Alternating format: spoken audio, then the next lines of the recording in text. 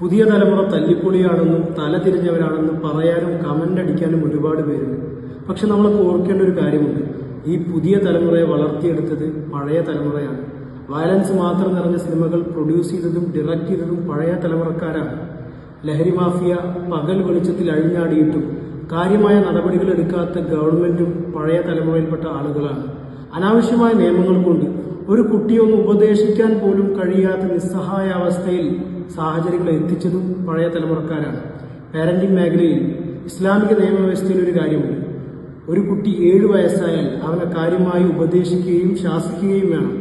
10 വയസ്സായാൽ അനുസരണക്കേടിന് ശിക്ഷാ നടപടികൾ സ്വീകരിക്കണം, അടി കൊടുക്കണം. ഇസ്ലാമിക ബാലാവകാശ നിയമം കുട്ടിയെ അടിക്കുമ്പോൾ ഓയറ മുബറ്റിയും ആ കുട്ടിക്ക് ശരീരത്തിൽ പോറലേൽക്കാനോ മറ്റു ദോഷങ്ങളോ വരാൻ പാടില്ല എന്നുള്ളൂ. അനുസരണക്കേടിന് കാര്യമായ ശിക്ഷാ നടപടി സ്വീകരിക്കണം എന്നർത്ഥം. പ്രവാചകർ പറയുന്ന ഒരു കാര്യം കൂടി ശ്രദ്ധേയമാണ്, കുല്ലു മൗലൂദിൻ യൂലദു അലൽ ഫിത്ര. എല്ലാ കുട്ടികളും ജനിക്കുന്നത് നിഷ്കളങ്കമായ പ്രകൃതിയോട് കൂടിയിട്ടാണ്.